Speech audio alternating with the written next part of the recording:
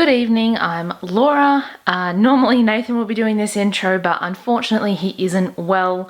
You may have noticed that we haven't had videos for a couple of weeks, so I thought even though he's not well, I will review something to put up for you guys. So I picked out Indiana Jones Monopoly, mainly because it's a pretty cool box that it actually comes in. So I'm going to take a look at that today. Obviously I'm not going to play it.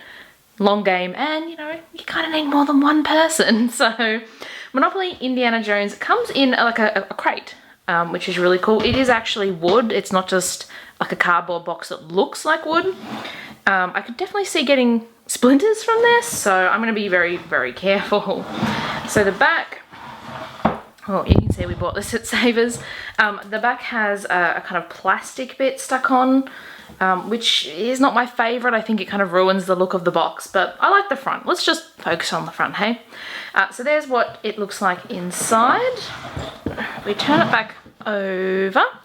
The lid actually slides off sideways, which is quite nice. And again, is actual wood there. Oh, it's a bit loose actually. I should probably be very careful with that. There'll be a copy of the instructions down below just in case you found the game but you're missing these. Now, normally we don't put them up for Monopoly board games, but in this case there's actually some optional rules specific to this version, so I'll show you about those after. You also get a certificate in this one as well, which is quite nice, and they do have a number, although they don't look particularly limited given the size of the number, but you know.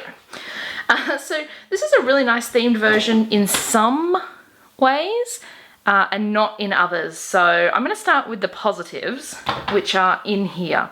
So the playing pieces themselves are really, really well made. And I'm just trying to fish the rest of them out. They're all just floating around in here. Where are they? How many have I got? 1, 2, 3, 4, 5. Ah, I'm missing one. Here we go. Alright, so they are made of metal. They're quite heavy in most cases, aside from this one because it is a hollow minecart there. We have, of course, the whip. You've got to have that. We have the skull. This game goes across all 4 movies, I believe. So it's a more recent edition. We have the chalice or goblet. I can't remember what they call it. It's been a while since I've watched the movies, although I do love them. Indy's hat. Gotta have that. And that one there, is that like his passbook or something? I can't remember exactly for that one. Like I said, it's been a while since I've watched them, but that's probably my least favourite. I don't know, it's just the plainest one out of the 6, but they are really nicely made. Then we have our little idols here. Ooh, come on camera, we want to see the idols. So these are, when I can get it to focus, these, maybe, there, no. These are the houses, or the equivalent of the houses. There we go. These are just plastic, not like the playing pieces, which is a shame, but you know, you need quite a lot of them. And then here we have the arcs, which are the hotels, or the equivalent of, and they are plastic as well. Alright, so a couple of other things. So the gameplay in this is the same as a regular Monopoly, but with a few differences. So instead of the community chest and chance cards, we have glory and fortune cards. And if we look at the back of them there, they all have a scene from the movie, and then it's all the same stuff that happens on the cards, like, you know, go past go, move to this space, things like that. But they just have a quote and a picture that kind of goes with them. So, are you crazy? Don't go between them. Advance to the motorcycle. If you pass go, collect 200. They're a lot skinnier as well than the others, so that's really cool. I'll just flick through so you can kind of see the different ones in here. It's so weird not having Nathan with me to to kind of comment on these as well. Hopefully he'll be back soon. Hopefully you'll be seeing videos every week as well, hey? So, lots of different ones, as you can see from all the different movies. They haven't stuck to just one. Let me know actually in the comments if there is Indiana Jones Monopolies for the individual movies. I've never seen them, but then I haven't really looked for them either, so that's those. You don't get a lot of cards, but then I don't think you do in normal Monopoly either, so that's okay. Then we have the Glory cards, and same thing, they've got scenes from the movie. It's not the mileage, honey, it's the years. Collect 45. Now you'll notice when you're seeing lose or gain money, it doesn't actually say like dollars or any particular currency, because it's not actually money in the game. They're reputation points. So that's another little thing that's a bit different. There we go. I think we've been through most of those. So here we go. We have all the same denominations as the regular Monopoly money, but just their reputation points instead. So we've got the 500, the 100, 50. As you can see, they've got a little image relating to the movies on each of them as well, which is quite nice. There you go. Some of the themed Monopolies just have the same money, so it's nice to see they've had a little bit of a spin on it. So the things I've shown you so far are kind of my points that I like about the game, and then there's some things that I think they could have done better in this really, you know, nicely packaged version. So the deed cards, aside from being obviously Indiana Jones locations and things, are just regular deed cards. There's no designs on the fronts, the backs. There's nothing different about those, they're upside down, whatsoever. So that, I guess, if you're buying this as like a collectible item, which is what we kind of picked it up for, you look at the box and you think, wow, that looks incredible, and you open it up and you see regular deed cards. You know, I mean, we've seen better versions.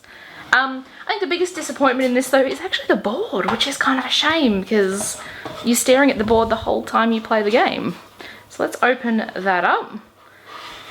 It just looks kind of like a regular Monopoly, but just with some Indiana Jones pictures, which is fine sometimes, but I think when you package it so nicely in the crate and open it to find kind of a standard looking Monopoly board, it doesn't really go together that well. So I'll just, where's go? We'll start from go and we'll go, we'll start from go and go all the way around the board so you can see the different locations and things there. We have trap instead of the tax that's normally there. There's no stations, of course, because that wouldn't make sense. We've got motorcycle for this one. So jail is the same down there.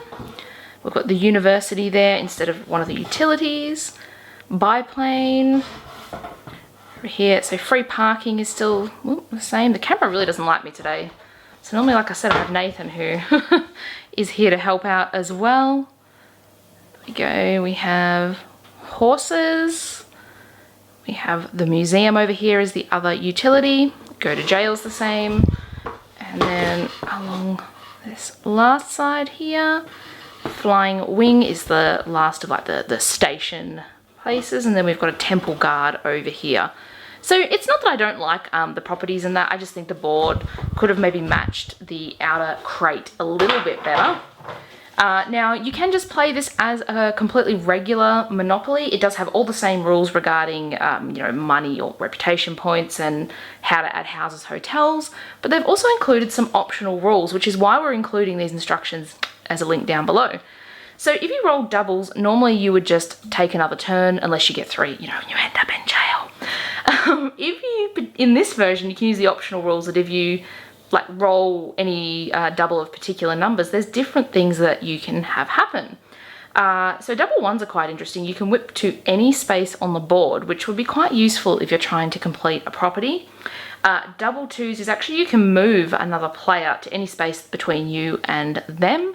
So I mean, I suppose you could make them skip something or move them onto, you know, your property that has a lot of arcs on it, or hotels if you want to call them that. Double threes force a player to go to jail. There's 2 ways to collect reputation points with doubles 4 or 5, one from the bank, one from another player. Double sixes though is kind of the one that's the most unusual in this game. You actually can attack to take over someone else's property as long as it's not in a completed set. So if you want to pause and read kind of the full instructions of that there, you certainly can, but yeah, just adds something different to the game. We haven't actually played this one yet because we have a lot of Monopolies, but I think when we do, we're definitely going to try out the optional rules. Of course, as I said, you can just play it the regular way as well. So that is everything in the Indiana Jones Monopoly. Like I said, there's some things I really like about it, in particular the packaging it comes in. But I just think there's a couple of things they could have done better, like the deeds and the board. But that's just me. If you enjoyed watching this video, give us a thumbs up. Let us know down below if there are other versions of Indiana Jones Monopoly. I don't know if there is. I hope there is, because I love Monopoly. Hit that subscribe button and check back soon. Normally we have videos every Tuesday. Hopefully Nathan is better so that we can keep on doing that for you. Thanks for watching. Bye.